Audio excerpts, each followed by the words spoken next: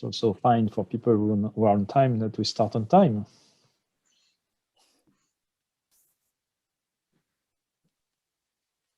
So welcome in any case to this session of the Co-Forum 2021. It's organized, of course, with Initiatives of Change Business and Economy program. I'm Antoine Jaumes, I'm a consultant in management and business ethics, and I'm coordinating this Initiatives of Change Business and Economy program. This is, by the way, the 75th year of the Co-Forum. And so we are very happy to be participating in this occasion with Initiatives of Change Business and Economy program. I'm sure the Co-Forum will continue in the coming years, possibly with a mix of on-the-spot meetings in co and distance meetings. It's been a very good experience so far, and it's continuing. So the theme of our panel today and for the discussions tomorrow will be on the challenges of corporate governance in the 21st century. Certainly the emergence of multiple stakeholders, and sometimes with very strong demands on companies, creates a particularly testing environment for CEOs and managers. Add to that the succession of systemic crises such as the global financial crisis only a few years ago, or the COVID-19 pandemic today, and also the increasing impact of insecurity due to rebellions, piracy, digital piracy, and all risks associated with that. And last but not least, the climate change, which is an impossible equation, which will bring much more disruption soon. And you realize that corporate governance needs some in-depth revisiting. It's of course tempting for CEOs to cut corners and simplify their work by recanting on earlier commitments or responsible policies. And unfortunately, newspapers are filled with revelations, accusations, and lawsuits on that matter, which do not encourage public trust in business. But it's good to say that Initiatives of Change has been an early investor in that field of good corporate governance. And just to name a few highlights, with the co-roundtable principles for business 26 years ago already. And I'm sure participants such as Dr. Bunn, Steve Young can speak to that privately in the chat box if you have questions. More recently, there was the Swiss Responsible Business Initiative that was supported by the Swiss IFC and its then President Cornelio Sommaruga, who is also the founding president of IFC International. And today, our recent meetings, series of meetings of IFC Business and Economy programs, when we try to assess the implications of sustainability for businesses today, are also in that line. If you have a question about, for instance, the Swiss Responsible Business Initiative, a participant called Christoph Spreng is among us and can also take questions through the chat box. But before hearing today from our wonderful panel, I'd like to give a brief word to Peter Brew, who will speak to us on the idea behind our program. Peter Brew was involved for many years with the International Business Leaders Forum and supports actively our program. So I'd like to hear a few minutes. Peter? Well, hello, everybody. It's a real pleasure to be with you today. For the last 6 months, we've been exploring the concept of balanced sustainability. And each month we have taken a topic under that heading and explored what it means for business. By balanced sustainability, we mean economic viability. Companies have to be economically sound. Environmental responsibility, the respect and protection of human rights, rights of workers, rights of communities, rights down the supply chain, and ethical behavior, facing against corruption. And then we've also explored cross-sector partnerships, how businesses can work with other sectors of society. And behind this is the thinking that for companies to be themselves sustainable, they need to try and achieve a good balance between those various aspects so that they can be sustainable, the communities in which they operate can be sustainable, and they can be a major player in society. Today's session brings that discussion to a very happy stage where we will hear from the real experts about their experiences. And it is our hope and expectation that we will continue these discussions into the autumn of this year. And thought is being given to what topics we might cover in the next session. But thank you so much, all of you, for participating, and I'm really looking forward to hearing from our speakers today. Thank you. Thank you very much, Peter. And without further waiting, I think it's time now to turn to our panel.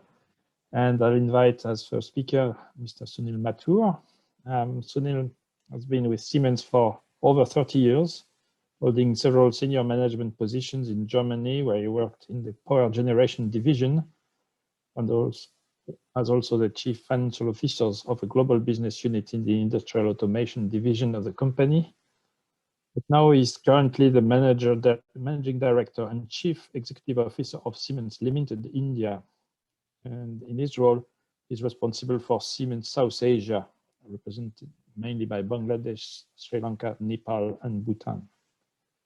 He is a member of the global leadership team of Siemens, a member of the board of Siemens Healthcare Private Limited in India, and chairman of Siemens Gamsa Renewable Power Private Limited in India.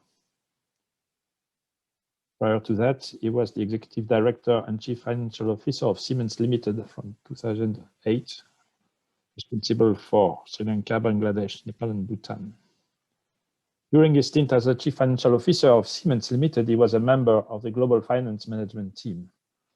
So he has a wide experience of integrating companies, creating joint ventures, mergers and acquisition, and turning around non-performing businesses in an international environment. And he holds also a number of other roles in the Indian Chamber of Commerce, in the German Indian Chamber of Commerce, and the Bombay Chamber of Commerce and Industry. So Sunil, we are very honored to have you as our first speaker and to hear your convictions and experience about this question of corporate governance in the 21st century.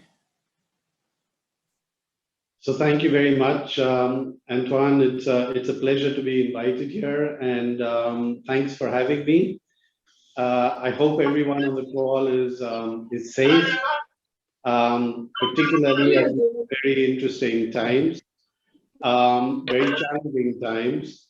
But I think it is really the right time to be having a conversation and a discussion around the subject of corporate governance. I thought I'd maybe start, and Antoine, you touched on the angle of the many balls that a CEO has to keep up in the air. I thought I'd maybe just paint that picture a little bit more realistically in terms of what companies around the world are having to deal with. So it starts really with global issues. We know there are challenges, both politically and economic tensions that seem to have crept in the last couple of years. Their impacts on trade, volume, supply chains.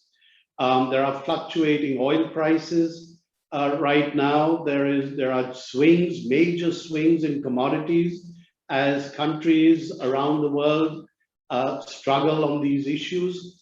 There's a shortage of key components right now. There's a shortage of semiconductors in the world that is having a major impact on the automotive industry and a whole lot of other electronic industries.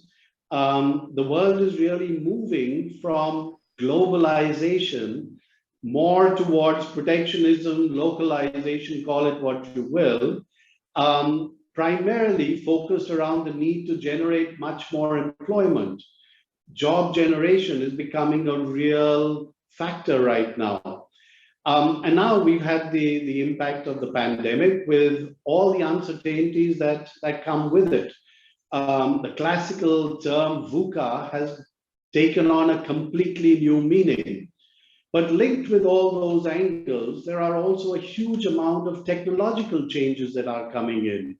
Digitalization, Industry 4.0, artificial intelligence, machine learning, drones, biogenetics, hydrogen, e-vehicles, storage. A whole lot of these issues are now emerging as the world slowly converges around various issues, wanting to get things faster, wanting to get things more agile, becoming more demanding, thinking about the environment. So with all this, then there are country-specific challenges where you have increasing regulatory restrictions coming in, getting much more tougher and much more specific. Taxation is becoming a huge challenge right now, both local and global. The recent G7 signed an agreement on the minimum tax rates that are coming in. Scrutiny of the taxation is becoming a major challenge now.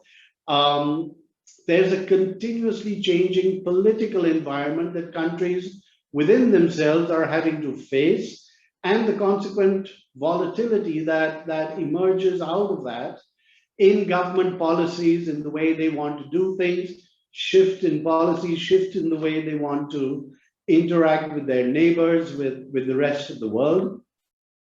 So you've got these three major challenges, and then the CEO has got his own corporate challenges that he's required to deal with. So digitalization and the impact of that on business models and customers. Customers are becoming much more demanding. Serial manufacturing, off-the-shelf products are no longer acceptable. Every customer wants to have a tailor-made product just specified for himself. So you have a new emerging trend of mass customization creeping in. But with digitalization, you've got the challenges of cybersecurity, data protection, that are also becoming hugely relevant in doing business on an everyday basis. Innovation, the need to stay ahead of the competition, can only happen if there is continuous innovation that takes place, and research and development. So when the induction motor operates in plugging mode. Sorry? Please Okay. go ahead. I'm sorry, I just heard. Sorry, it's an unwanted incoming sound. Sorry. Okay, so and linked with that area, companies are also having now to learn to deal with uncertainty, with risks that we never thought possible. You know, things that were so far out in the future, things that we thought would, you know, fire, flood is no longer a distant issue. It is now becoming a reality. Issues like COVID, how do you adapt suddenly overnight to a virus that you've never seen, you don't know the impact of, you don't know how long it'll last, you don't know who it's going to impact, in which part of the world. How do you bring together supply chains, bring them, meet the needs of the customers? And their needs are changing as well as the virus impacts them as well in different ways, and their businesses. So companies are learning, having to learn to be much more agile, much more flexible. They need to be able to increase their productivity, save cash at this point in time. So all those are the macro issues that a company has to deal with, but there are real issues on the ground. Employees, how do you develop competencies of employees? How do you keep them motivated? How do you manage attrition, the war for talent? In many countries, the term war for talent is no longer relevant. Talent is actually won. And it is employees now and talent that is really deciding which companies they want to actually work in. So they are turning around and asking, what do you produce? Am I making a contribution to society in the company? What is the purpose that this company really has? So these are becoming very relevant issues right now. Developing competencies in a completely fast-changing environment. How do you ensure that your company and your employees are continuously updated on with the latest skills? How do you keep them relevant? Business with a purpose is becoming a major issue now to attract talent. The focus on environmental issues, social issues, governmental governance-related issues, support to the UN Global Compact initiatives, and the Sustainable Development Goals of the UN. These are no longer becoming nice to haves, they are becoming business imperatives. And indeed, financing issues and stakeholder issues, shareholder issues are very intimately and intricately interlinked to these central issues. But of course, environment is being a critical issue, has its regional nuances. Coal, for example, is a major subject of discussion, while some countries are very, very clear they want to ramp it down and not have anything else to do with it. Many other countries are dependent on coal, particularly a lot of emerging countries, and I talk about India as being one of them as well.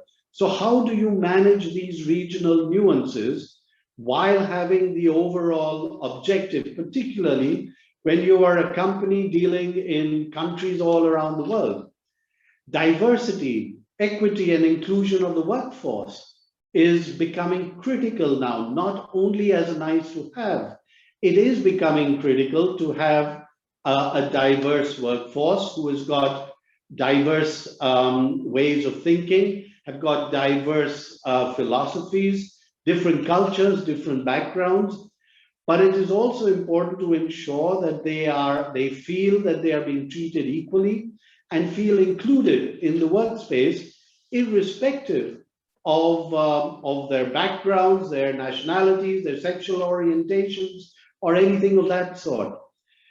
Compliance with the law, with the doing ethical business is becoming another very critical factor. It's no longer a factor that is becoming a factor. It has to be the core of what we are doing. And there are many examples around the world where compliance has been at the center of bringing companies down.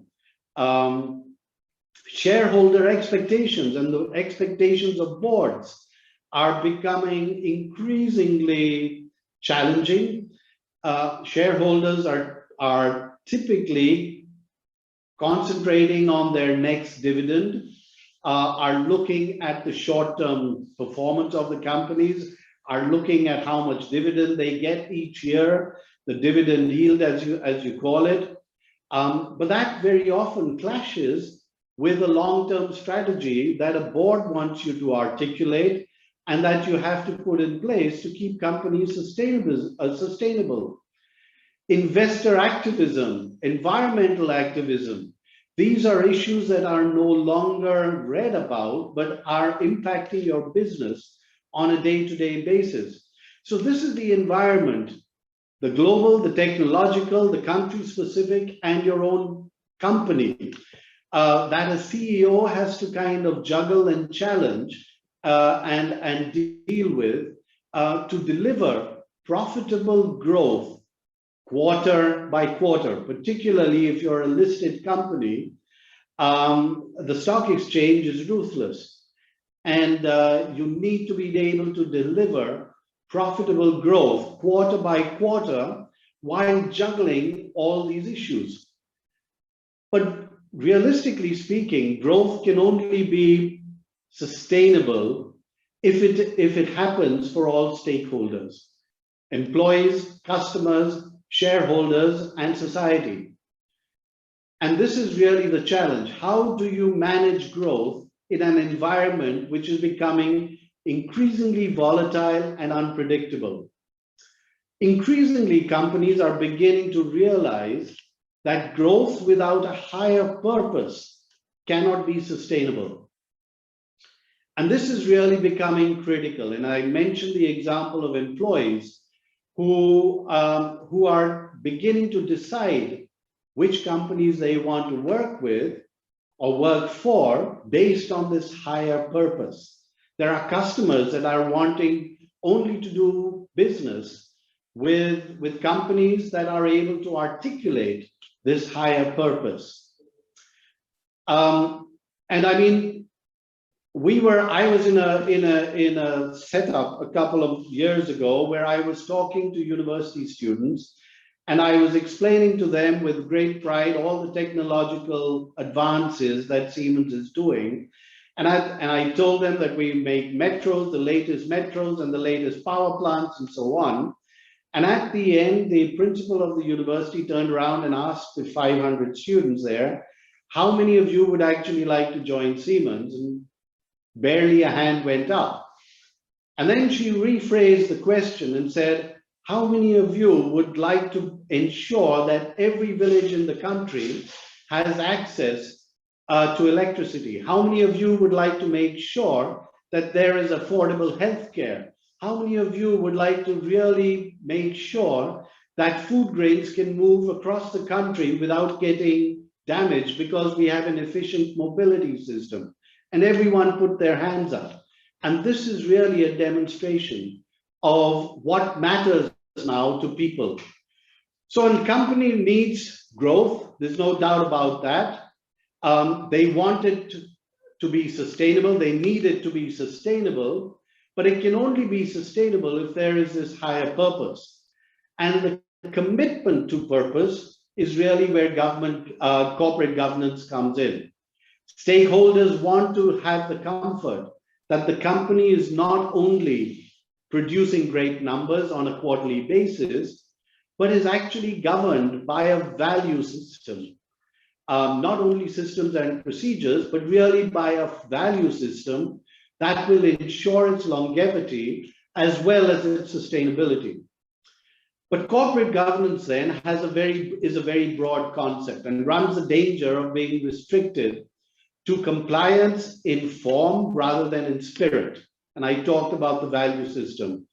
And it starts with issues of promoter family and their involvement. What is really the vision that the promoter family has? What is the value system that the promoter family has? The board of directors, the independent directors.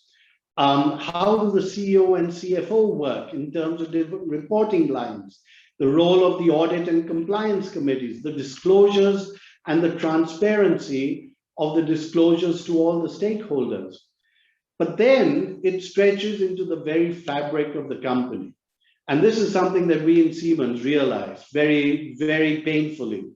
While a company can run by processes and guidelines, does it have this true purpose and value system articulated to every employee? Does a company live by a moral compass which can really give every employee, ask every employee the question, what you intend to do, would you like to see that in the headlines of tomorrow's newspapers? Does the company demonstrate responsibility towards the environment and society? Do employees feel free to speak up? Are employees convinced that non-compliance is really going to be made visible to them and is really not acceptable? That there is a walk the talk environment and culture in the organization. So at Siemens, and I'd just like to end there, at Siemens, we recently launched a program, call it corporate governance, call it sustainability, called Degree, to really demonstrate our commitment to sustainability. And Degree starts with D for decarbonization and our support for the 1.5 degree centigrade reduction target to fight global warming. We decided we will bring and have as our main culture and main aim in the company technology with purpose and bring sustainability not only to our processes, but also to our products. The E stands for ethics, where we want to foster a culture of trust and adhere to ethical standards and handle data with care.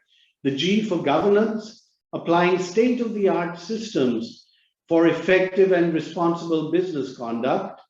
The R to ensure for resources, that we are really talking about circularity through a waste to landfill reduction, in our case by 50% by 2025, and then move towards a zero landfill waste by 2030. E is for equity, foster diversity, equity, inclusion, and community development to really create a sense of belonging for everyone in the organization. And final E for employability, enable our employee to stay resilient, relevant in a permanently changing environment. So that's basically what Siemens has launched very recently and decided to keep at the very center, not only of our processes and our procedures, but also of our portfolio, our operations, and our governance. So I think I'll stop there and look forward to the questions. There's a lot that can be discussed, but I'm sure the experts can enlighten everyone much more than I can. Thank you very much.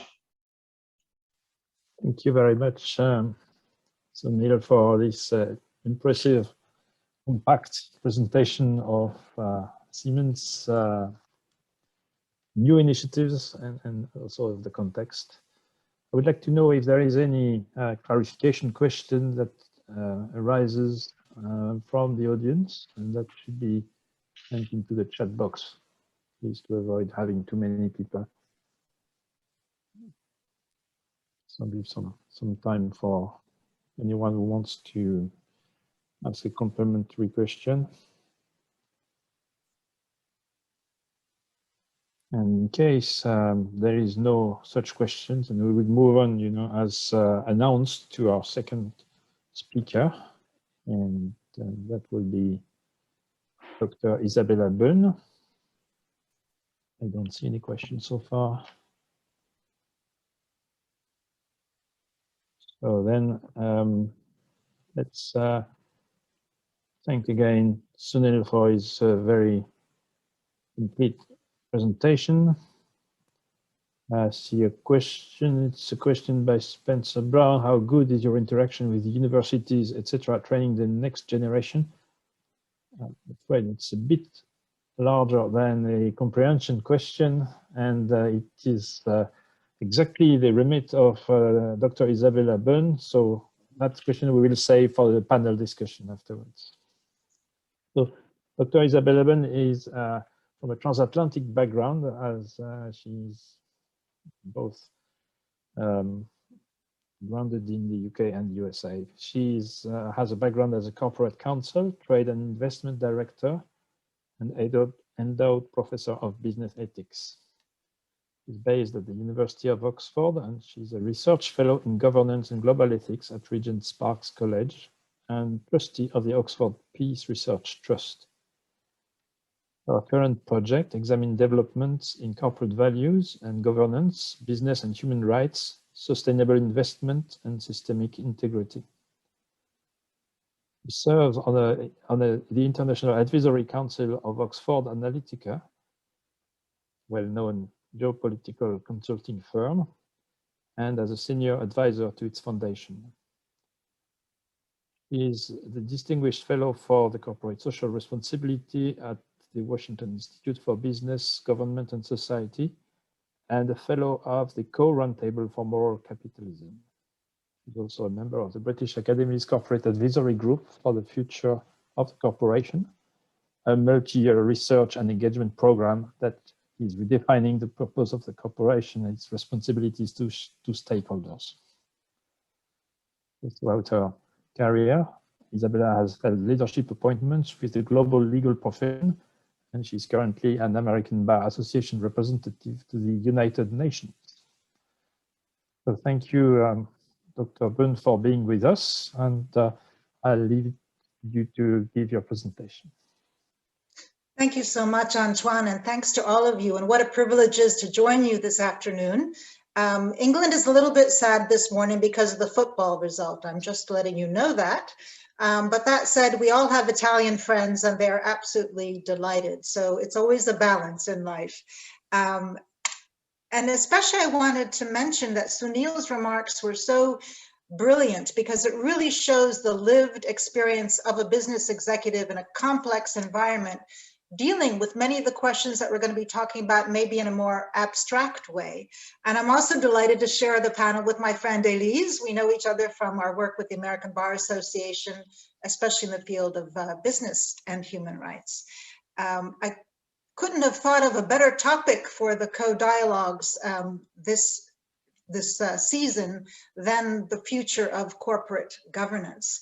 And also Antoine was careful to say that we should be thinking about areas of our own experience and our own background in terms of how that might bring about change, whether it's in our thinking or in our actions related to corporate governance in particular. So I would just like to comment briefly on three areas. One would have to do with the co-roundtable on moral capitalism. The second will be about the British Academy and in particular its program on the purpose of the corporation. And then finally, a few words about the United Nations Global Compact. So indeed, it's true. What's quite interesting is that the co-roundtable on moral capitalism really got its start out of this very kind of conversation that we're having today, back in 1986. And at that time, as now, and I'm quoting now from the co-roundtable report, the approach of the CRT was to use dialogue to reach across perspectives of national identity, culture, religion, and enlightened self-interest in a search for a commonwealth of ideas, values, purposes, and undertakings. In the chat, I think you'll have some links to the work of the co-roundtable on moral capitalism in general, including its principles for responsible business, which at the time were really a forerunner of many of the developments that we're seeing today. But in particular, I just wanted to mention two projects that through the Oxford Analytica's Foundation side, I'd worked on for the co-roundtable on moral capitalism. One had to do with corporate stewardship and really looking at what are the values that are driving the movement toward sustainability, and then in particular, how are those values reflected in board practices. And the second project had to do with sort of this consensus view that one of the real challenges we're grappling with has to do with how do we think about the value of a company, and also how does a company create value. And that was tied to looking at essentially an academic literature review of how company valuation is shifting. And through that process, I think one of my great takeaways was this sense of so much multi-stakeholder initiatives and dialogues and problem solving in this space as well. So those two reports, I think broadly, both kind of looked to how capitalism is changing to be more inclusive, to be more sustainable, to be more equitable. And I'll just briefly mention some of the themes that grew out of those two projects in terms of what we saw as shaping the background for the understanding of business in this new environment, but then also going forward. And I think what strikes me in going back through these documents is it's very much on our agenda today to be talking about these things. So one of them was certainly this increasing demand for businesses to measure and disclose on their environmental, social, and governance performance, including through reporting, and to manage those impacts. And I'm sure that Elise will pick this up because she's an expert in due diligence and also human rights due diligence. And it's one of those drivers of the S. What you'll see is this E, which is the environmental side, the S, which is the social side, and the G, which is corporate governance. So it has absolutely transformed the nature of corporate governance, the responsibilities, the composition of boards, and as Sunil also mentioned, the public expectation. The other point was, of course, the Sustainable Development Goals, which businesses were involved in helping to think through and to shape, and they have dramatically rallied to be supporting them, which is a really big move toward looking at the global challenges we face and have businesses rally to solve those problems. Related to the SDGs, but essentially both a complementary and a separate agenda on climate change. It's just been incredible. And of course, with Glasgow coming up and the Conference of State Parties, enormous attention to climate change, now recast in terms of a climate emergency, and this push for a just transition to a prosperous, low carbon, resilient future. So you have both sort of a technical aspect as well as a moral aspect, as well as a broader challenge, I think, to the private sector in this climate change space. And you'll be seeing an awful lot of activity leading up to November and the COP gathering, including on the financial side, with this sense of moving toward a net zero economy, including through business and finance and banking. The other thing I think we can all agree to is that corporate social responsibility is not what it used to be 20 years ago, 25 years ago. There's a big generational shift, and probably also I think we'll be looking at a shift in what we call it. But it's certainly much more strategic than it was in the past. It's cutting across all sorts of business functions. And then that too, I think, gives a push to thinking about how do you measure those kinds of impacts. I think broadly, the pressure for business to sort of show its role with society and government and what kind of contributions it makes. I think this is part of a dialogue also on what they call the social license to operate for a business, to better understand really what kind of benefits does it produce for stakeholders. And then we also see around the world jurisdictions looking at questions of trust and transparency and integrity and diversity and accountability and sustainability and the things that Sunil had mentioned. How does that then start affecting corporate law and corporate governance as well? One of the lessons that I think anytime we work on something, there's always something that catches your attention. You think, well, this is something that's really quite interesting. And just to share with you, one of those aspects from the corporate stewardship compass, we were focusing, of course, on culture and on values, but was that the National Association of Corporate Directors in the United States actually reinforced this whole idea by designating culture as a corporate asset.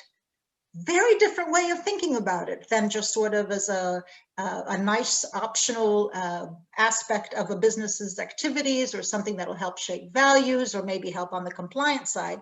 And this was the recommendation they made. The board, the CEO, and senior management need to establish clarity on the foundational elements of values and culture, where consistent behavior is expected across the entire organization, regardless of geography or operating unit, and develop concrete incentives, policies, and controls to support the desired culture. So once again, thinking about what Sunil was talking about, a cultural shift within his company and a complex business enterprise like Siemens operating across multiple jurisdictions is one of those challenges. How do you actually have some consistency? And culture really can drive that kind of change, and it is values-based. So that's a couple of words about the CO Roundtable, which of course we have to mention because here we are, well, we're not at CO, but spiritually, mentally, and in terms of friendship and dialogue, we are with CO today. And I have to say, Antoine, I told him this already, I want a repeat invitation so I can come in person and really enjoy the further conversation. The second thing I just wanted to briefly mention also is the British Academy, which a few years ago launched a program on the future of the corporation, a very ambitious program of research and engagement. And I commend to you some of the, and again in the chat, you should have some of the links. This exhaustive analysis has come up with a framing for business and for purpose, which essentially concludes that the purpose of business is to solve the problems of people and planet profitably and not to profit from causing problems. And again, when Sunil mentioned about no hands in the room, do you want to work for Siemens? Every hand going up when you talk about the kinds of problems that business can solve. So I think that this is a real transition point. And of course, it's not just the British Academy, but also the Business Roundtable and other movements are supporting this shift toward purpose. The British Academy, because it is an academic intellectual organization, has marshaled research into formulating a series of 8 principles for purposeful business, which include about corporate law and regulation and ownership and governance and measurement and performance and, of course, finance and also investment. So it's something that I would commend all of you to have a look at, because in addition to the core work that the British Academy is doing, there are other projects that other universities and other think tanks and businesses and institutions and also management consultancies are taking on. And one of those is based at Oxford. It's drawing on a number of sources, including at Berkeley in the US, and also law firms and also private equity firms, specifically looking at what is it that the board needs to do. And it's called the Enacting Purpose Initiative, EPI for short. And it has a new framework for the board of directors. And it's all focused on purpose. It has several key elements that are extremely practical. But I would say that the big shift is not to think about purpose as culture, which I just talked about how important culture was, but really to think about purpose in terms of strategy. The other thing I think that's happened here is, given all of the global problems that we're experiencing that we've already referred to, it's almost seen like an opportunity that you do need to start doing things differently and focus on purpose as essentially an organizing principle for the entire organization. And then that is then very closely tied back to the mission, the values, and the vision of the company. And that's where the board comes in. They're the ones that need to set the tone for the rest of the company and its operations. So the future of the corporation will, as a project, officially will be ending in September, and there will be a major event to commemorate that. Unfortunately, it will not be in person at the Guildhall as it should have been, as the launch was, but it'll be virtual.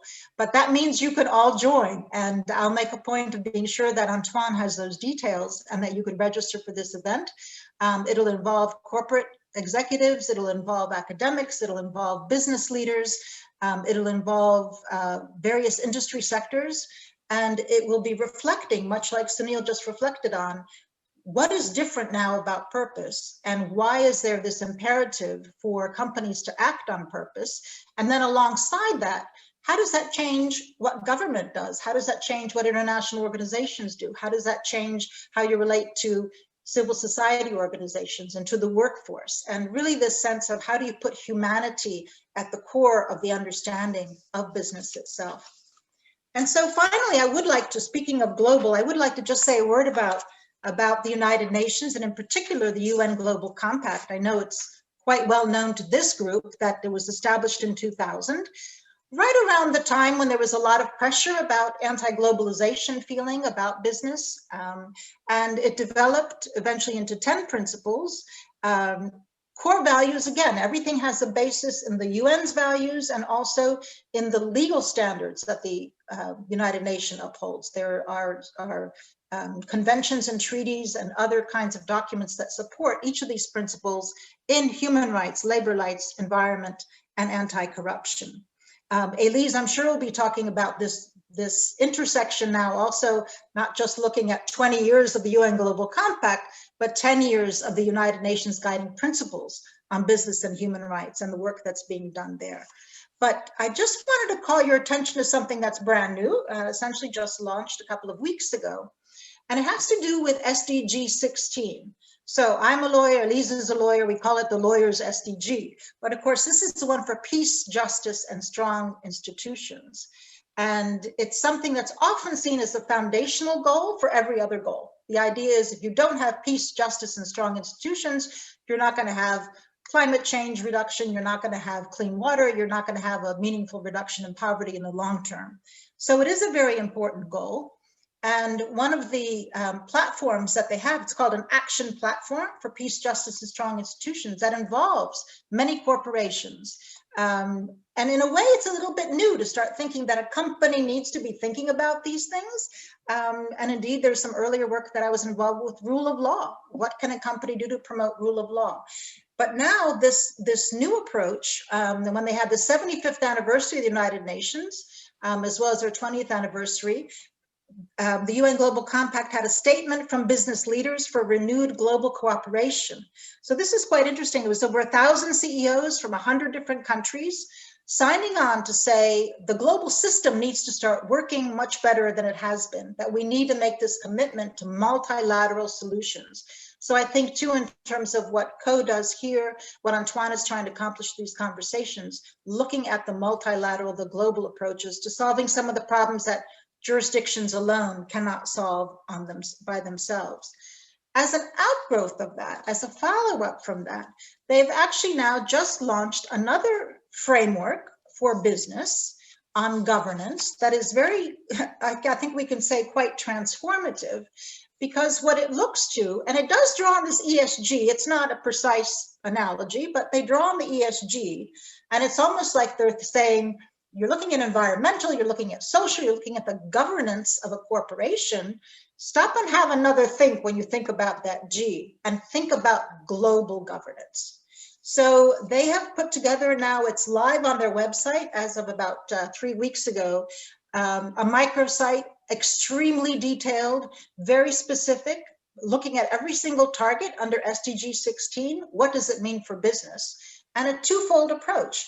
So one strand is about corporate governance, which we're all familiar with in this conversation, and how does this implicate what should be done? But the other strand, which perhaps is less well known, is what can business do to support global governance much more broadly in terms of the UN activity, in terms of some of the SDG activity, in terms of the sense of having that strong foundation to move forward. And I think also, given the crisis that the world has seen, I think we have a different understanding of systemic risk. I think we have a different understanding of how we really do need to exhibit solidarity and mutual compassion and move forward on some of the global challenges in a very different way than we have in the past. So I commend to you this new framework, which is on the UN Global Compact website, and I've provided the link for Antoine to share with all of us. So basically, a lot going on. So the Co Roundtable for Moral Capitalism, still very active in the space. British Academy encouraging a lot of very serious thinking around the notion of purpose and what does it mean practically. And the UN Global Compact, around for 20 years, very key to corporate governance, but also looking at more global and integrated ways to address our world's problems. Thank you very much. Thank you, Dr. Bunn, for this interesting series of references. I've tried to put everything in the chat box, and I think I'll do it again so that people can retrieve all these links. And for this highly interesting presentation. Are there any questions from our audience to clarify terms, understanding, things that may need a little explanation? Take some time for that. Thank you. There is a question from Mike Smith. What can be done to promote a global level playing field for the issue of taxing the giant tech and trading companies such as Amazon? Well, I haven't read this morning's paper yet, but I can say it's really quite interesting that there has been a real shift in understanding around this question. And I think what we're going to be seeing over the next few months is a lot of both jurisdictional activity on the parts of governments to rethink global taxation. And I think for all of the reasons we're talking about here, I think companies are going to be much more receptive to a shift in the global tax regime. Because of course, how can you really talk about corporate purpose and at the same time do something that's very inconsistent in terms of quote unquote paying your fair share of taxes? Because the taxes is what the government uses to sustain most of the activity within society. So I do think there's a very, very big shift coming on taxes. And much of it is also driven by civil society groups, and I'll send those links to you as well, Antoine, because I think it's a major topic now, looking at taxation, and also quite interesting, also looking at corporate lobbying this whole notion, which of course as an American we know very well, but this whole notion of companies trying to secure their own advantage, perhaps at the expense of other stakeholders, because they want a regulatory change. So along with this tax movement, and that companies have to rethink the fairness of the tax regimes and how they pay taxes and shift profits, there's also this parallel movement to re-examine this whole side of advocacy that a company uses. And indeed, that actually ties back into one of the questions raised by the UN Global Compact on global governance. If you're changing global governance, what do you do about corporate capture or undue influences of corporations vis-a-vis the rest of the population? So I think that these are profound changes, and I think we are going to see some significant activity, I would say, within the next 18 months or so on both of those issues, because it winds up being so inconsistent. And I think, again, for all the difficulty we're experiencing, we have that sort of cliche now, build back better. Sometimes it's referred to as build forward better, which perhaps is a better preposition to use. But I think the upside, if I can put it that way, of everything we've been through is that so much is being rethought now to see if it really makes sense. And also when you look at, for example, the health sector, how is that funded? I mean, the depletion that they've experienced and the vulnerabilities that have been exposed are extraordinary. It's paid for by taxes in many jurisdictions. So I think there's this sort of rethinking also of the social infrastructure of a particular country, a particular community, and then how does the private sector interact with that? So thank you very much for that question. And as they say sometimes, watch this space. So Antoine. Thank you for that. I see that there is another question, but again, I think it's a very far-reaching question. So I'll save it for just the second phase of this meeting. Antoine, there was another question earlier. Yes. For Sunil, which we didn't catch, and I think it was just simply a clarifying question. Thank you very much for interesting presentation. I wanted to ask how many employees are working at Siemens strategically on legal, ethical, and compliance issues, and where are they located?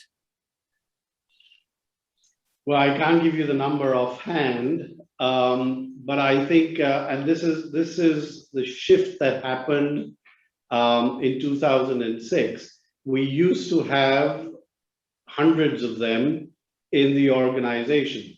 We used to have hundreds of circulars and guidelines.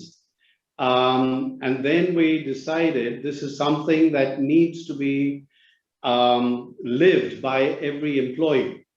So we moved away from the guidelines and the processes and the watchdogs and got down into a value system that over the period of time, over the last 15 years, we've been talking about, trying to live, walking the talk to demonstrate very clearly that compliance is really a value system that every employee must have within his or herself. So I think, I mean, maybe just to give you an illustration, I can't tell you about the global organization, but in India, we have, I'd say, about 4 compliance officers working for 25,000 people.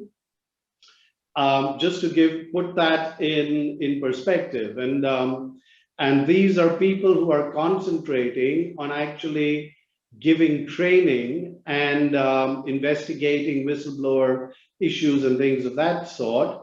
But really, the walking the talk and bringing real life examples to the table and having conversations about how you can actually resolve real life issues on the table is actually the role of the CEO of the business, right down to all the managers and the group leaders in the business. So that questions that impact people on a daily basis around the issue of compliance are not having to be raised 5 lines up the ladder and be answered by someone in a dark room, but need to be addressed directly by the immediate manager.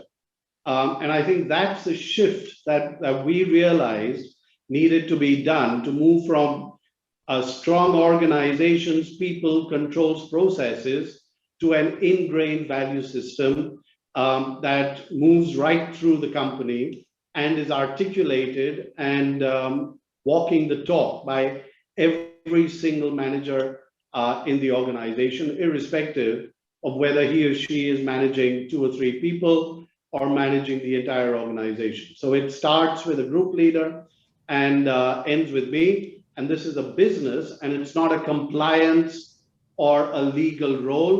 It is the role of every business to drive. And the headline there is only clean business is Siemens business. So, and that's really what is being sought to be delivered through the organization. Thank you very much for this impressive answer. I think we have a few questions that now are rather leading to discussions. So I'm keen that we hear from Elise Groulx now, our third speaker. Elise is an associate tenant at Doughty Street International, providing advice to multinational businesses and other economic actors on how to understand and respect international human rights norms. She provides advice on how to address human rights issues in supply chains, development projects, mining, energy production, and other spheres of activity.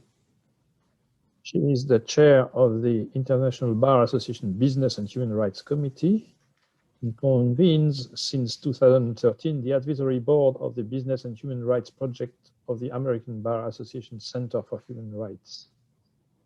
She provides advice on how to address human rights issues in supply chains, as I said, and she focuses on remedy.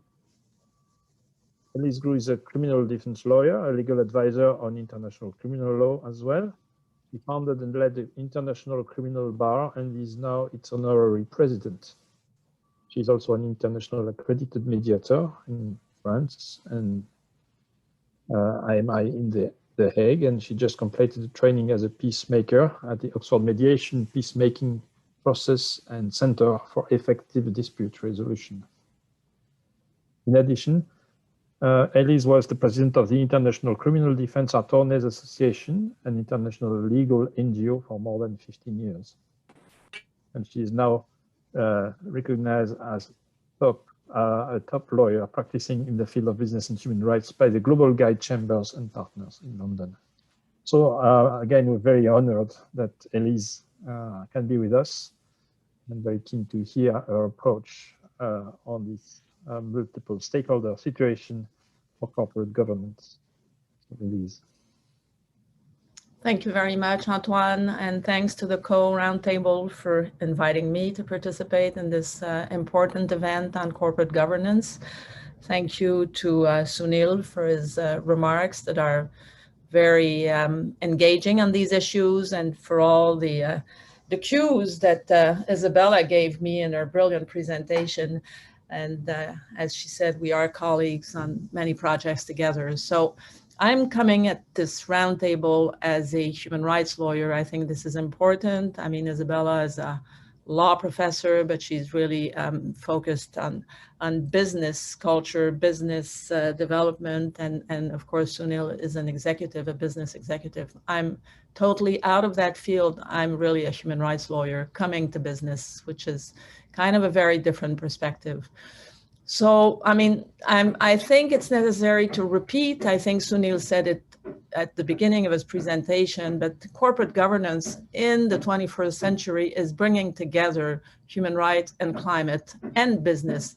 So I think this is the driving economic transformation that we are witnessing at this time. And to adopt a corporate governance model that's based on stakeholder capitalism, executives must be prepared to engage the stakeholders on human rights issues, not just to talk the talk, but to really walk the talk. And we will be discussing what it means to engage with stakeholders and who are the stakeholders that are the most neglected. To respect global norms on human rights in business, any corporation must be prepared to engage specifically on human rights issues, whatever their corporate governance model is. And we'll come back on that issue of corporate governance model. Directors and officers of any corporation have a legal duty of care to ensure that their corporation take reasonable measures to prevent harm, mitigate risk, and of course to remedy when they have caused harm to stakeholders, including violations of their human rights and climate harm. this is the norm. This is what I call the new norm of behavior. I mean, just to do to remember what is the duty of care. The duty of care stands for the principle that directors and officers of a corporation, in making their decision in their capacity as corporate fiduciaries, must act in the same manner as a reasonable, prudent person in their position would. Over recent years, we have seen the duty of care expanding and come to include respect for human rights and the prevention of egregious violations of such human rights and more climate harm. So I think this is important to remember as we continue the discussion. And what is corporate governance? I would want to say there are two models. There's a legal model and there's a business model. The legal model, I mean, the stakeholder capitalism, I'll just step back. Stakeholder capitalism is based on shareholder primacy doctrine, to act mainly in the interest of shareholders and to maximize their profit. Stakeholder capitalism is based basically on inclusion of stakeholders where, for example, in Western Europe, they sit on the board of the company. You have a representative of the union that usually sits on the board of the company. So they have a voice on the board and on decision, which helps the board balance benefit, cost, risk to stakeholders, including shareholders. In the legal world, the debate tends to revolve around the legal form of the corporation. What concerns me as a human rights lawyer is the quality of stakeholder engagement, the quality of engagement with workers, with communities, and with what I call the invisible people upstream the supply chain. These have been neglected, are often discovered after there's a catastrophe. Think about Rana Plaza, you think about Vale in Brazil, and so many others that I could list without stop. So this is a huge issue. And the quality of stakeholder engagement does not depend on the legal form of the company, but it is encouraged by stakeholder capitalism. So how would we define stakeholders? And I mean, the policy decisions to include them. The definition raises intense debate. And I warrant an open approach. I mean, you can limit it to investors, you can limit it to the workers inside the walls of the corporation, you can limit it to consumers. I think it's much wider than that. And you have to operationalize the gradation of stakeholder engagement by opening the corporations. And you have to go beyond pure models of stakeholder capitalism. Progressive stakeholders and investors, there's a powerful institutional investors, for example, like BlackRock, that are shareholders per se, but have significant voting power. I mean, as you know, they can sell their share, they can speak out against management, and like the recent case in ExxonMobil at the end of May, they get elected to the board and they're using their power as shareholders to press corporate leaders to engage with stakeholders on ESG issues, the ESG that Isabella spelled out very well. They can also press corporate leaders and directors and officers to engage with investors and financial institutions on climate risk. And we could see all the work that's been done here in the US by the Biden administration on the path to zero net emission.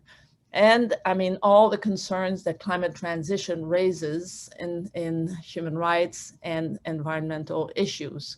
So corporate governance and human rights, I mean, is based on the UNGPs, the United Guiding Principles, that were adopted in 2011, that celebrated their 10th anniversary in June 2021. And in that framework, you have three pillars. You have the pillar to protect human rights, which is the fact of states. The second pillar is to respect human rights, which is attributed to corporations. And the third pillar, which is remedy, both by states and corporation. And that is your proof of key stakeholder engagement. I mean, you have to engage and make sure that you remedy. So that's the third pillar, which I think is very important. Let me give you a few examples here. I mean, you have recently the Rio Tinto Juukan Gorge caves where stakeholders were Aboriginals communities who valued their 46,000-year-old cave art over a vein of iron ore. And I mean, the consultation was done, but was very incomplete. And then the pension fund weighed in, and the CEO and many executives from the boards had to resign following the blow up of these caves by Rio Tinto. I mean, you have a case of Barrick Gold in Papua New Guinea, and where women were marginalized and routinely abused and had no voice.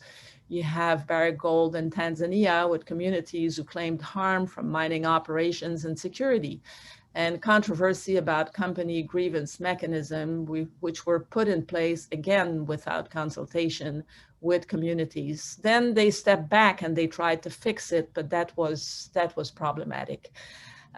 You have all that issue that's also proof of engagement, which is a good social license to engage. And you have to verify the quality of that engagement. And a social license to operate can be granted by communities today, but they can be canceled anytime. So you have to keep at it to keep the engagement and the quality of engagement to make sure your social license is constantly effective.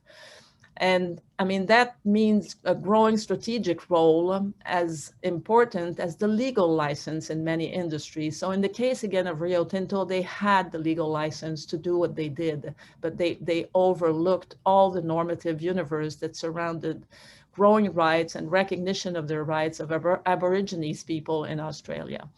And beyond the issue of compensation and remedy, you have to always think about prevention of harm.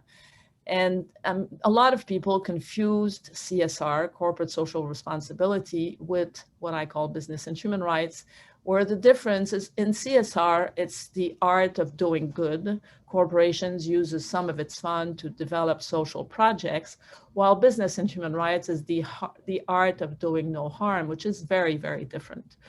So the business legitimacy in this context is to obtain consent of the governed, consent of the people on the ground.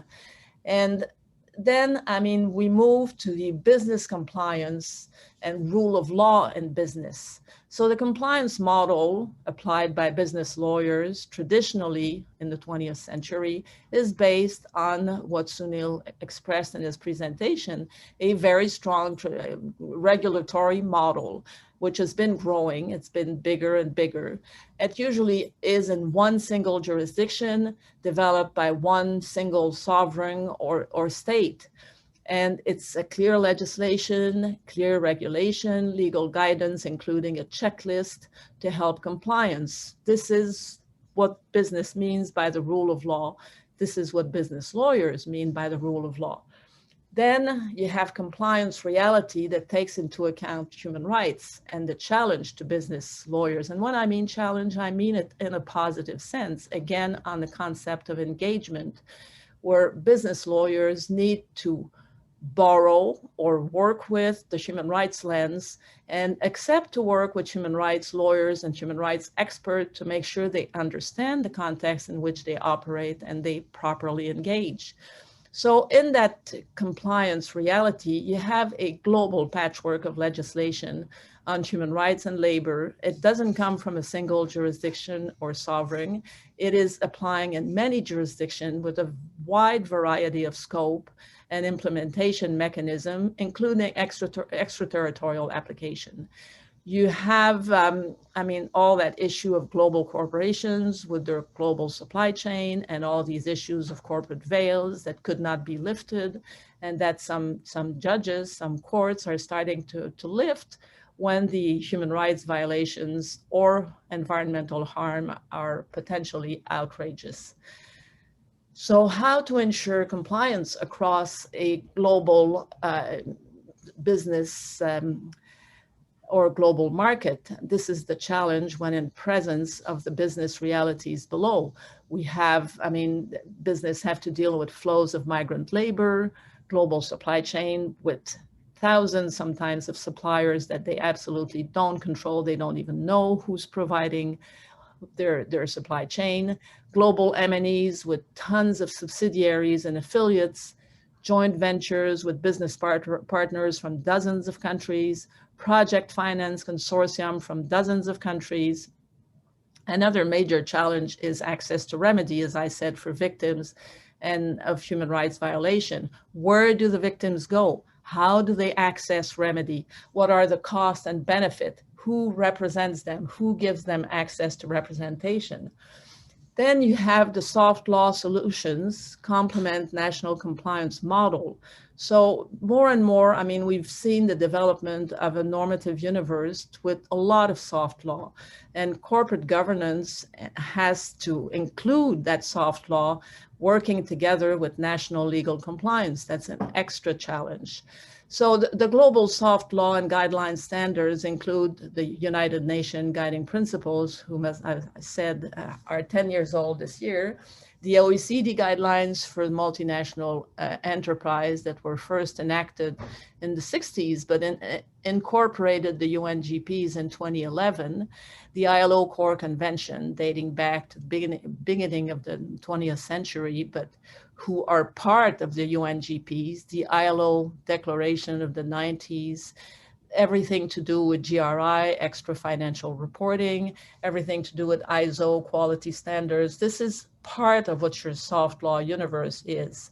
So the challenge of the UNGPs is combining hard laws, duties already established with soft law responsibilities and norms into that, to fit into that three-pillar UN framework: protect, respect, and remedy. And so the challenge also for business is, how do we adapt core principle of international law into the private world of business? This is a challenge that's totally new for business. And again, it goes to what Isabella said. I mean, it warrants multilateralism. It warrants working together with actors that business is not used to collaborate with, but that it's essential moving forward because of the complexity of the challenges, and because they don't have that expertise, and because the only way to success is to develop a very inclusive global governance. Inclusive means inviting different actors at the table, making sure that these people talk and get to consensus together on what is possible. It's important for business to engage in conversation with NGOs and civil society to say, this is where you want to go, but this is not realistic today. Maybe we'll get there in 10 years, but we need to start engaging in that type of conversation instead of looking at each other in such a defiant way and refusing to engage, which leads to a lack of legitimacy over time, which leads to such suspicion and lack of trust that it prevents progress when, depending where you stand. But usually business is very suspicious of civil society and vice versa. And to me, that can be remedied by engagement, by an inclusive engagement. So examples of where corporate governance meets global governance. I mean, the challenge is to close governance gaps. So take the example of Bangladesh, which had the Rana Plaza tragedy in April 2013. Then they developed a process to try to address the problem, to make sure that safety of workers was going to be guaranteed, and that workers would not die in fire and collapsing buildings that were not properly certified or verified by authorities. The problem is that Bangladesh law forbids trade unions. So the information that could be sent to deciding parties is not available because nobody has it. And the fact that Bangladesh law forbids trade union means that you have to change the law to be able to get to the information. You cannot have proper engagement if you don't have transparency and information. Another example is what's happening in Peru, where, I mean, social conflict are so high that it's preventing the country from properly developing. Many laws were adopted in Peru, including a law that made sure revenue would be properly distributed and given back to community where the mining were exploiting their resources. I think it's up to 75% that's supposed to be given back to community. Well, I learned recently that that money is held in bank accounts. It's not given back to communities. And it's sitting there for the simple reason that nobody knows how to access the money. Nobody knows how to manage the money. So the money is kept in a bank and the communities are not benefiting from it. Nobody is. This is a real governance gap that should be remedied to move forward. So these are challenges that we see every day in the practice of business and human rights. And stakeholders are at the heart of the process. They're the ones suffering the violations. They're the ones who are most at risk. They're the ones who often get the less benefit. So in that context, and I don't know if I have any time left, Antoine, if I can go on for a few minutes or if we continue it.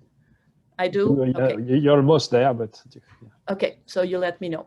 So to address this, this issue of the mixing of norms and hard law and all the different requirements, legal requirements that a company has to face, I've developed with law professors what I called a galaxy of norm, a tool that I've asked Antoine to put in the chat box for me if you're interested, or I mean, you can contact me if you're interested in knowing more. But it's to visualize the human rights norm in a single map and to see the interaction between hard and soft law, what is mandatory, what is voluntary, and all the gray zones that exist in that galaxy of norm. And there we placed all these different norms and laws in 5 rings. The first ring being hard law, the second ring being reporting. The third ring, which to me is the most important, is the legal duty of care, the middle circle, which is kind of a transmission chamber, transmission belt between soft law and hard law. And it includes a lot of jurisprudence in that circle, in that middle circle. And then the fourth ring is everything to do with voluntary principles, with contracts, and with policies and codes of conduct adopted by corporation. And finally, the fifth ring is soft law. And in that process, we see that soft law transits back through that chamber, that third ring, to become hard law gradually, but we see it happening more and more and more. So, I mean, it's the galaxy is designed to identify both the hard law and the soft law together and look at emerging norms and try to map how they interact, how they're conflicting, converging, and where are the gaps. And it sorts the norms, looking at different types of duties imposed by the hard law and the norms, and looks at mechanism of enforcement. So very quickly, the galaxy is a global map of soft and hard law and norms viewed together, and it proposed tools to help lawyers and business and risk management to navigate and interpret this new universe. And I mean, I could go on to talk to you about all the new laws that are coming into force. I mean, we might do it in the question period, but maybe I just want to finish by mentioning the gravitational force that's happening, where you have all these different elements living side by side in what I call that galaxy, and the gravitational force that each system has on its neighbors and on the system, which means that when something is happening in one jurisdiction, it has an impact on neighboring jurisdiction. It has a global impact. It needs to be taken into account because it's expanding. And that was applied to human rights mostly. But now if you think about climate change, this impact is going to be much bigger and it's going to be happening much faster. So to be able to survive this environment, people have to engage. They have to really develop a climate of proper and significant engagement between the different actors that are key to making these decisions, key to making this work together, key to ensuring that proper social license, to ensuring a global supply chain that's functioning and that's valid for everyone, to mix these issues of climate change and human rights, and to bring about innovation and mostly fair transition, just and fair transition to a net zero emission business model. And how do you decommission fossil fuel industries, and how do you develop a different type of fiduciary duty where stakeholders are part of the conversation, not just shareholders. So I'm sure that will lead to a lot of questions, but I can stop here, Antoine. Yes, thank you. Thank you very much, you. Elise. Yes, I've put a link to one of your articles, but if you could find more links, I'm not sure it's the best link. I think it's well, if it's a PDF, it's fine. I think. I mean, you have the PDF.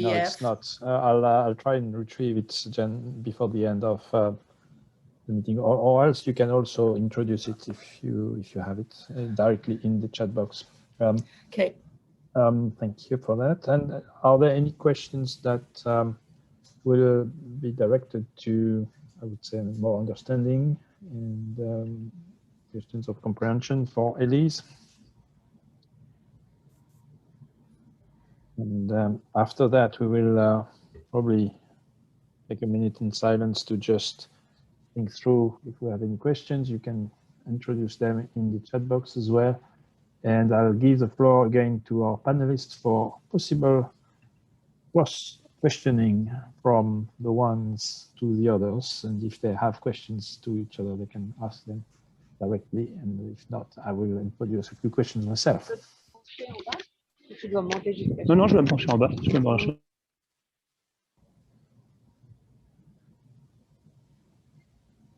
Thank you, Elise, for this. I just sent it to you, Antoine. Yes. Did you get it? Okay, good. Yes. Thank you. Thanks. Thanks a lot.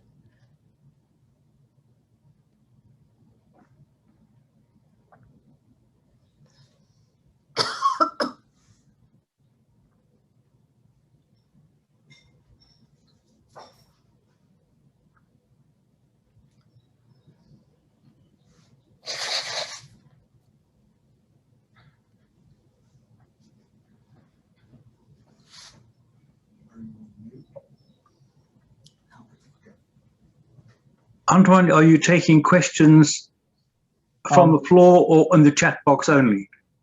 We'll take questions from the chat box for the moment. And okay. Since you've Thank you. reopened the conversation, I will continue after this very, very brief silence and ask if Sunil or Isabella or Elise have any questions they want to raise to the other speakers. I think one thing that struck me in the conversation, and also Elise was talking about, we're obviously talking about the private sector. And I think one fascinating aspect is how the private sector itself, as it raises its standards, whether it's in business, whether it's in human rights, whether it's in corruption, whether it's in climate change, it's driving these changes, like Elise described, through due diligence in the supply chain, that business itself is becoming a source of global accountability. And I think that's a wonderful fit for the way Sunil described this different model of sort of diffusing ethical responsibility throughout the corporation, rather than having that be a quote unquote department that you go to for a question. So I think it's a fascinating dynamic to really see business acting in this way to elevate standards. And then of course, even if there are different jurisdictions with different standards, often, I mean, we've always heard this race to the bottom question. And now I think we may be seeing a little bit of a race to the top, where a company won't want to be associating, whether it's in a supply chain or a joint venture or as a supplier, with a company that has low standards. Because the other interesting dynamic here, aside from, let's say, the moral and financial questions we're discussing, the reputational risk. I mean, reputation now it's a separate business asset that has to be acknowledged and understood and managed.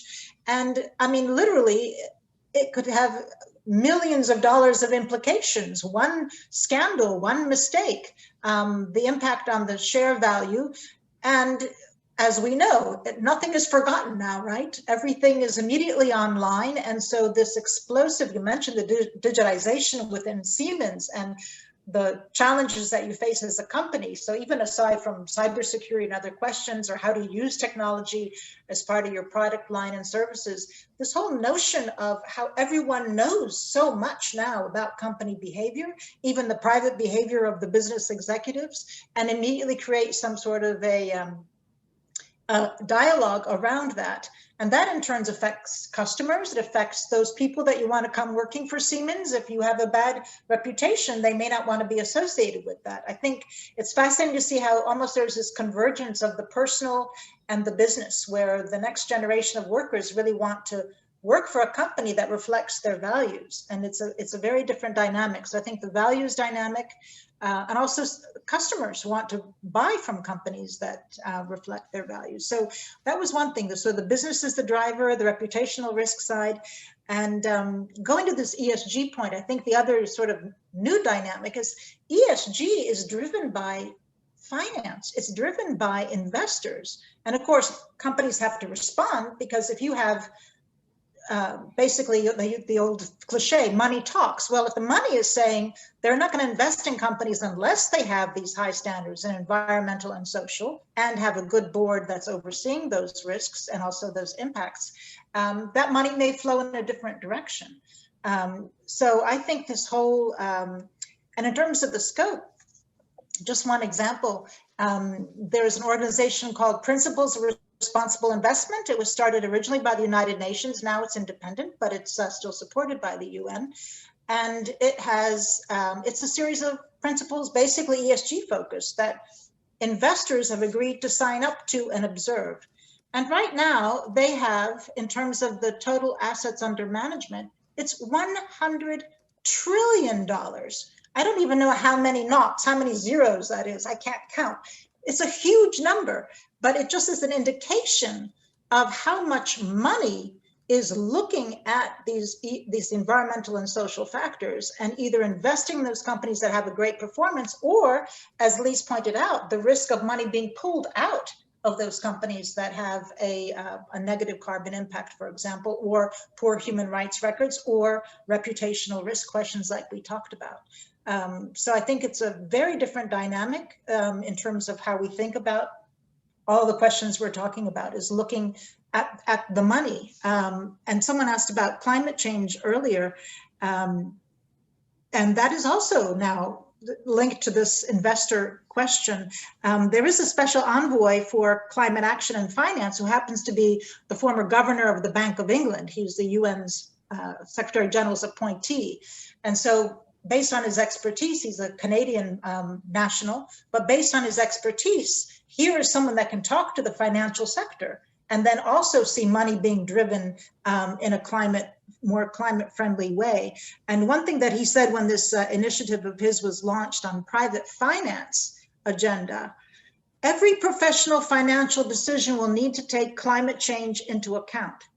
So reporting, risk management, and so forth, all the way across. So every bank, every investor, every company has to look at their business model and look at zero impact. So this notion of a net zero economy, again, because of the finance driving, I think is another tremendous opportunity for those of us that care about responsible business.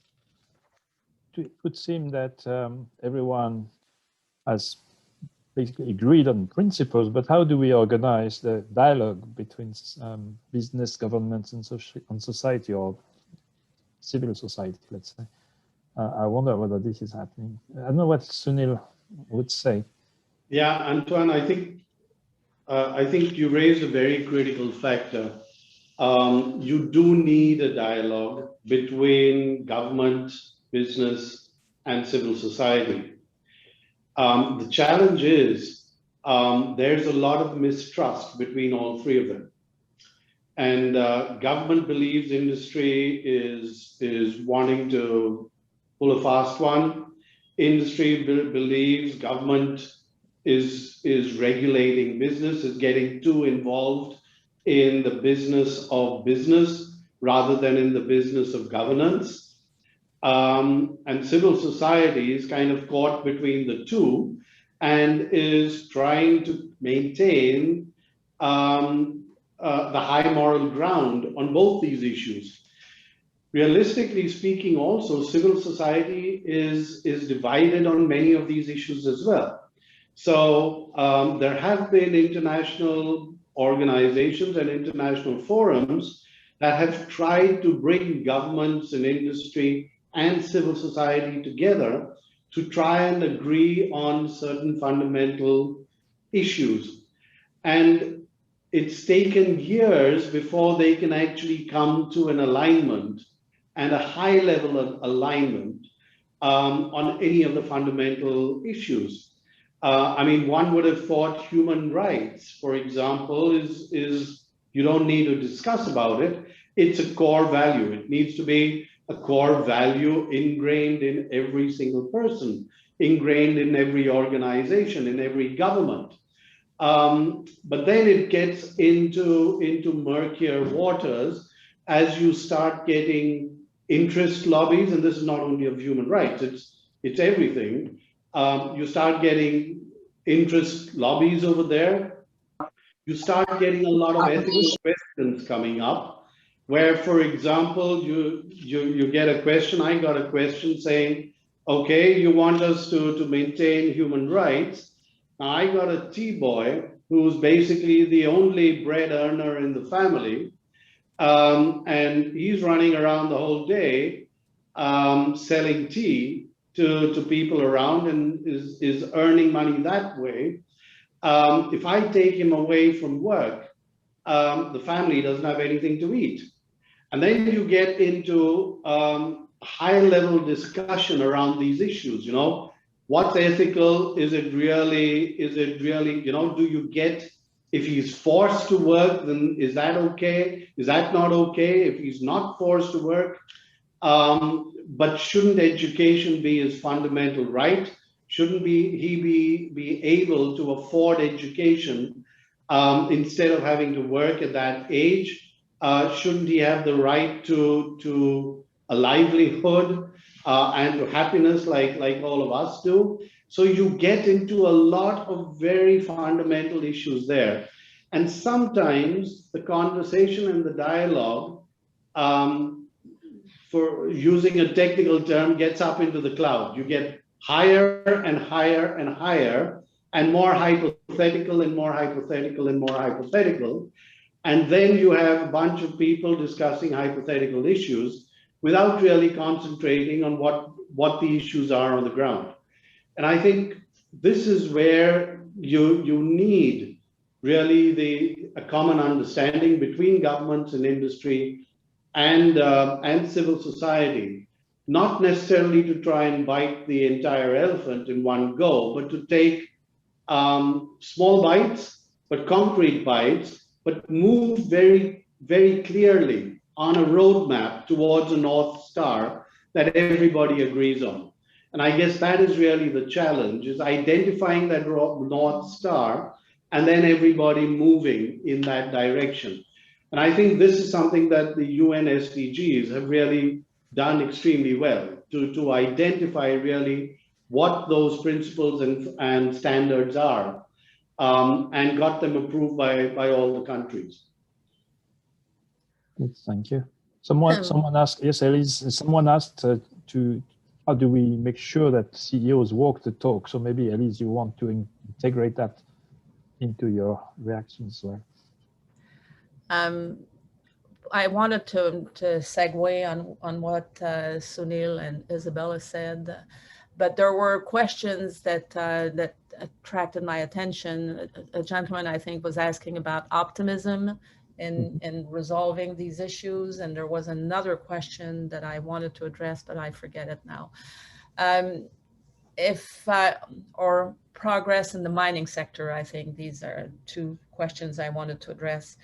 I'm going to talk for myself. If I'm optimistic, I mean, when you're a human rights lawyer, you have to be optimistic. If you're not, you need to do something else, because the work is so hard, and it's so hard to make progress and convince people to look at things a different way, that you have to keep the passion alive all the time to try to inspire people towards change.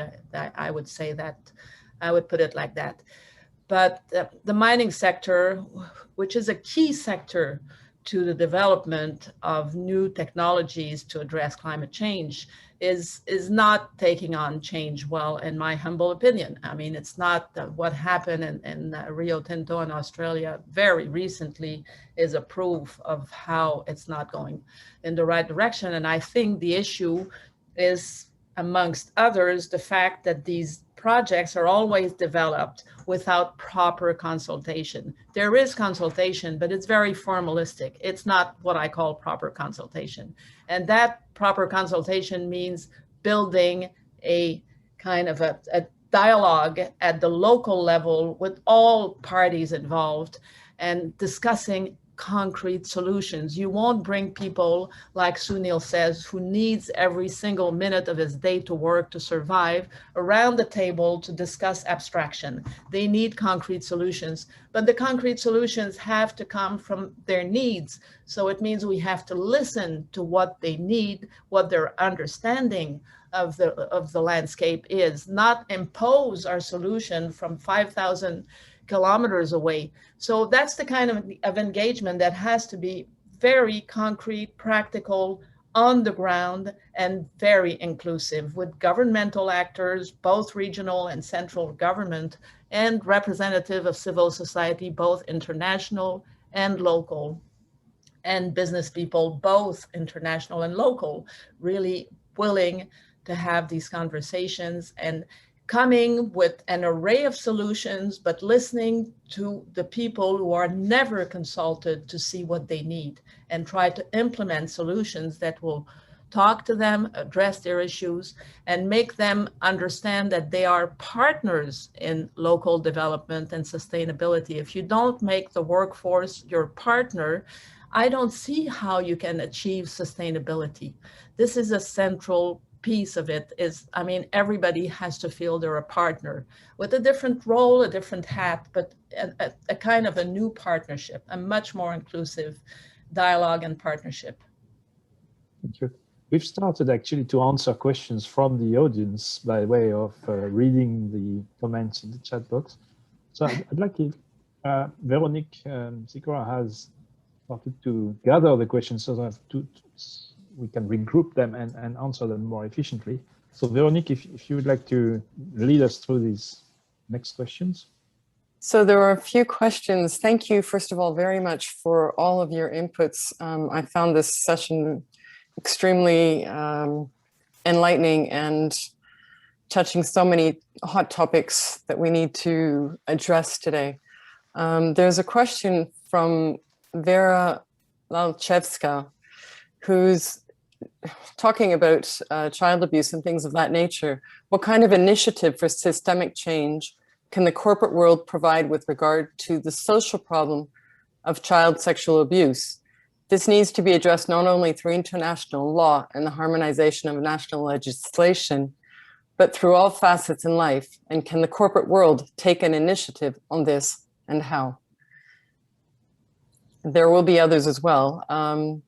I think that Antoine, you also underlined how good is your interaction, with how pertinent is our interaction with training the next generation, and have we considered profitability without growth to manage the environment assets?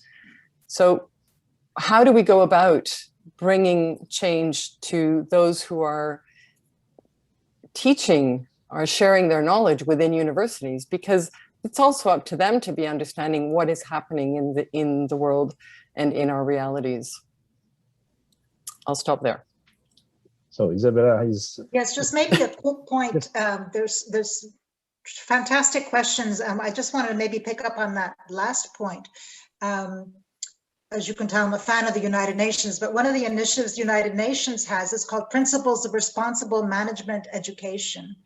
And their raison d'etre is to work with the management schools around the world. I think they have over 800 members, and really also have the business schools focusing on very broadly, what is their purpose? And is it simply to serve the business community and make profits, or is it now a slightly different understanding based on the kinds of conversations we're having?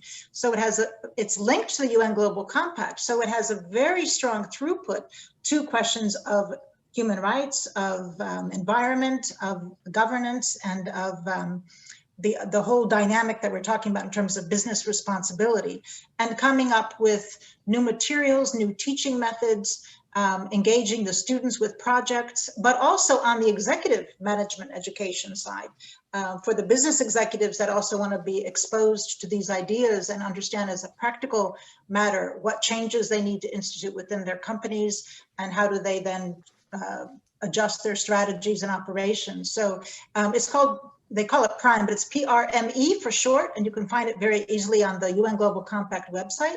And you'll see the kind of, really what they're looking for is a sea change among all teaching of all business schools around the world. And literally the membership is very impressive because it is so diverse, small schools, big schools. And also develop the teaching materials, the methodologies, the pedagogical aspects of this. So I think that's a very promising development. Just to answer that one part of that question. Thank you. Thank you. Antoine, I'd like to maybe address that issue of sexual abuse that was asked, I think, by Veronique, if I may. Where business can be very useful here is using their leverage.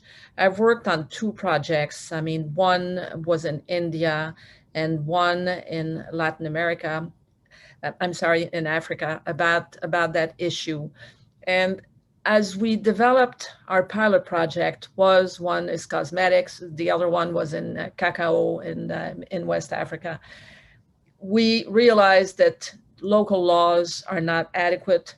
Sometimes they are, and when they are, they're just not implemented. And that's where, again, building this kind of consensus dialogue would enable corporations, local and international, to use their leverage through project finance and through their interaction with authorities to make sure that proper implementation of what exists on the book is happening, or to make sure that laws are modified. That's one way of addressing that. But of course, I completely agree with Isabella. Education is at the forefront. So again, business can play a key role in favoring advocacy and education campaign. I once gave a talk to a group of sustainability experts in the field of energy, and they were telling me that they were always told never to think about human rights or address human rights because it would open a Pandora box of liability, and they were so worried about triggering their own liability. And I suggested to them that one way around that was to take an SDG, for example.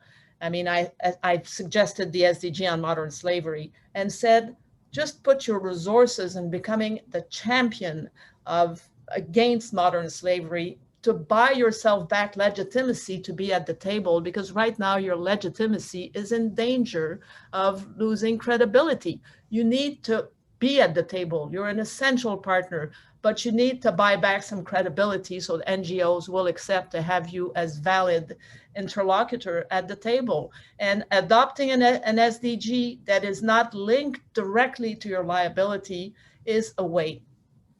They all thought that was an interesting suggestion, and they said this is a suggestion for leadership. So yes, these issues go to leadership. Leadership have to take the lead, make these decisions, make them happen, and publicize them, but doing so by engaging in an innovative way. This is where the SDG can be very valuable. Thank you. And I saw Sunil's hand going up, but he's... Yeah, maybe just to expand on what Elise and Isabella have said, and I don't want to repeat it because it's exactly what I believe as well. I think the challenge that a lot of businesses have, particularly when you're dealing with social issues, and it gets not away from the issue of I would like to do it, because many people feel very strongly about many different social issues. It's a question of resources and how much you can actually take on at one time. And if I look at, there's child sex abuse, there's illiteracy, there's women-related issues, there is hunger, there is poverty, there are all sorts of issues around there. And of course, a company has to take a view on all of these. And of course, a company has got to take a stand in its day-to-day business on all of these issues. The challenge really is, how many issues do you really take on to really try and proactively make a difference? Now, for example, we decided skill development is a huge issue for us in India. And with the changing environment of technology, etc., and millions of people not having adequate education at the higher levels, we decided we would go out and start looking at skill development for them. And we adopted the German dual vocational education training programs and started rolling those out. But they require a huge amount of resources, time and resources, and management attention to actually make an impact. Today, we are doing about 25,000 students on a regular basis, but that requires a whole lot of planning and implementation that needs to be done. You then decide you want to deal with villages, and you've got villages that have no access to electricity or clean water, so you start out over there.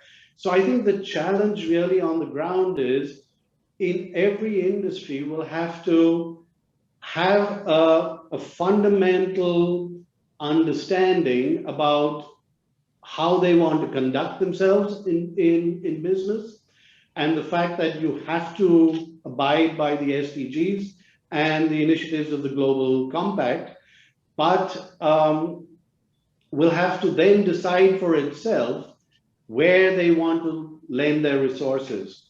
There was a question on university collaboration, and I think it's a hugely critical subject.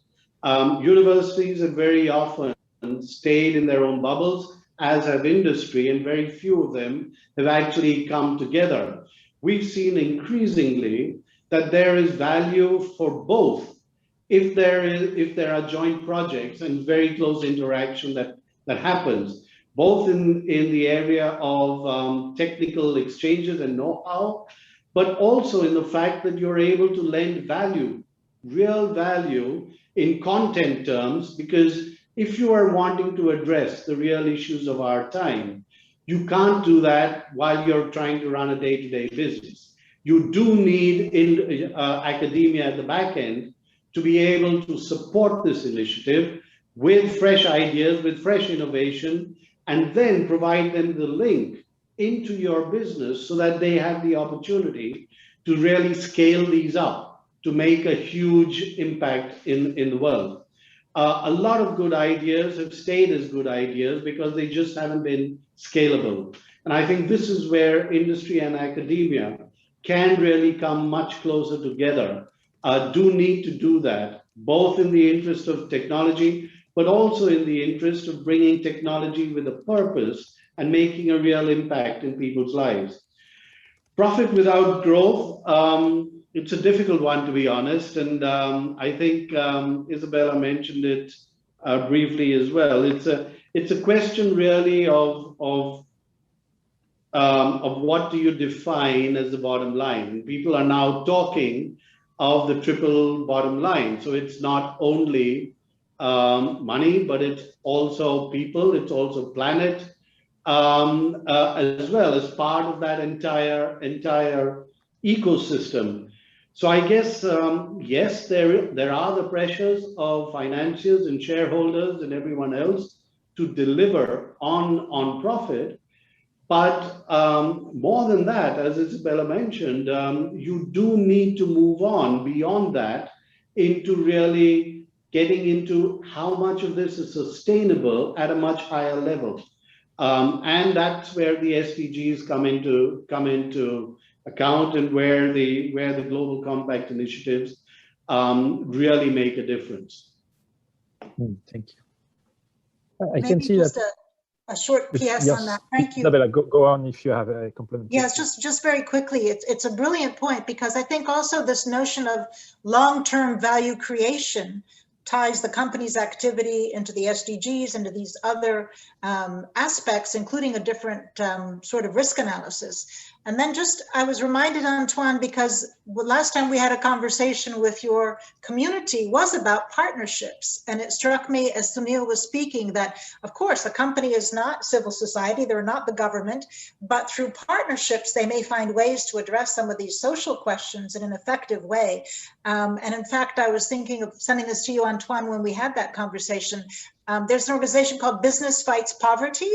And that's what they focus on, is drawing in the private sector, engage with local on the ground partnerships to make a difference.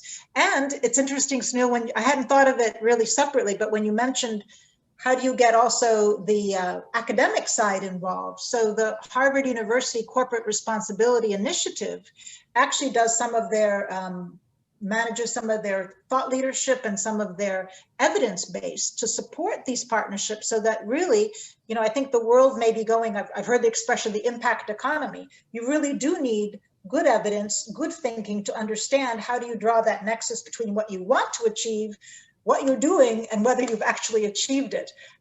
So I think, you know, to Antoine's wonderful sessions on partnership and what Co does on partnership, I think that could be a very good way forward on these broader questions of a business can't do everything. They're not government, they're not civil society, yet they have bigger obligations. But I think if value is reframed, kind of pushing the ESG question a little bit, and then also finding collaborations to address these questions. And Antoine, I think maybe this is something that possibly the co-forum could think about, is could this be a neutral platform to bring industry, government, and civil society together on a platform of the co-foundation principles?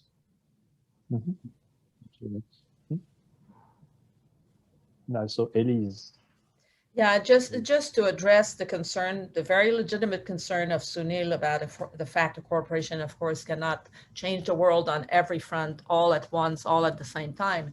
Coming back to these SDGs, I mean, I think a more rational way to go about it would be for sectors, different sectors, to adopt a specific SDG, to divide the SDG to say, let's say the energy sector will do this, let's say another sector will adopt another SDG, but work together as an industry sector to move that SDG forward. Doesn't mean you don't endorse the others. You can't do them all at the same time. You choose one that's closest to your goals or ideals or your ethos, and you push it together as an industry globally, and then another sector pushes another SDG, and that way you start seeing real progress. But of course they have to do it together with states and engage civil society. I mean, that's the only way, because if you do it and you don't engage civil society, you will not get the credit that you should be getting, and that would be very unfortunate, because you should be getting the credit for doing the right thing when it's happening. So again, that's a matter of communication, transparency, engagement, dialogue, listening, building trust.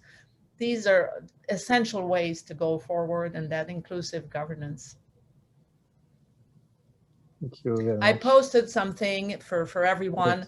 Yes. We launched an initiative on creating an Institute for Access to Remedy, and the American Bar Association Center for Human Rights fosters the Institute right now. And the Institute is really designed to work both on the ground with pilot projects, also with academic, also with lawyers, implementing different mechanisms to access remedy and to address the pitfalls of the third pillar of the UNGP on access to remedy. And it's that group was formed by, I mean, experts in business and human rights and experts in environmental issues. So, I mean, I invite you to look at that and maybe tell us what you think. We'd like to have feedback on this new initiative. This is something I've been dreaming to create for 5 years, and it finally became reality this spring.